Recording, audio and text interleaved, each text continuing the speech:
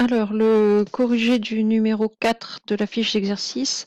Donc, on avait les coordonnées de 4 points dans un repère. On vous demandait de calculer les coordonnées des vecteurs AB et DC. Donc là, c'est du classique, hein, on a déjà fait ça, pas normalement.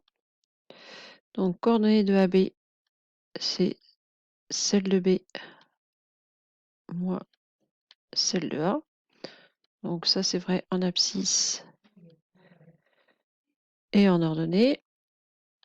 Ce qui ici va donner donc l'abscisse de B 1 moins l'abscisse de A. L'abscisse de A faisant moins 2, on va en fait avoir un 1 moins 2, c'est-à-dire un 1 plus 2.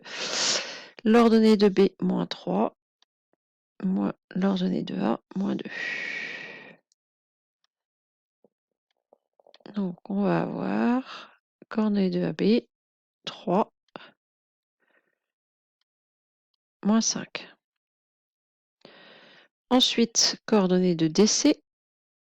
Donc la formule qui donne les coordonnées de DC, c'est les coordonnées de C moins les coordonnées de D. Donc toujours les coordonnées, je suis en train d'écrire des bêtises, de l'extrémité moins les coordonnées de l'origine.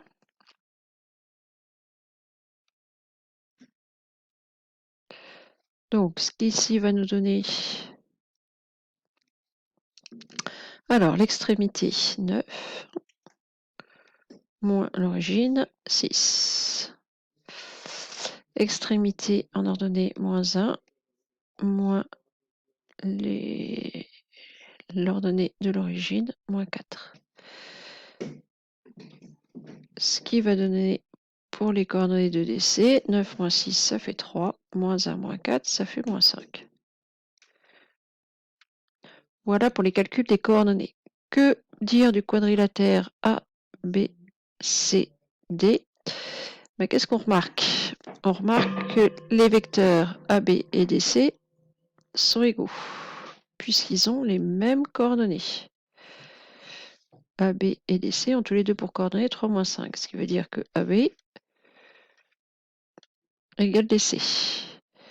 Alors, ça veut dire quoi si j'ai deux vecteurs égaux qui s'appellent AB. Alors, oui, c'est pas terrible ça.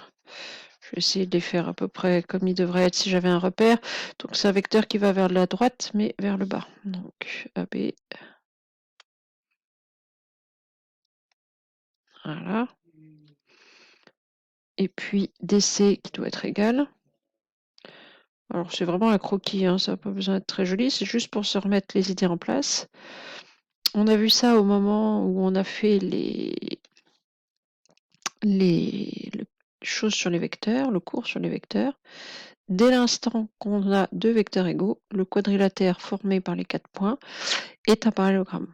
Donc ici, comme AB égale DC, ça va vouloir dire que ABCD est un parallélogramme. Alors n'hésitez pas à faire un croquis avec vos deux vecteurs parce que l'ordre des lettres est important. Donc ABCD est un parallélogramme.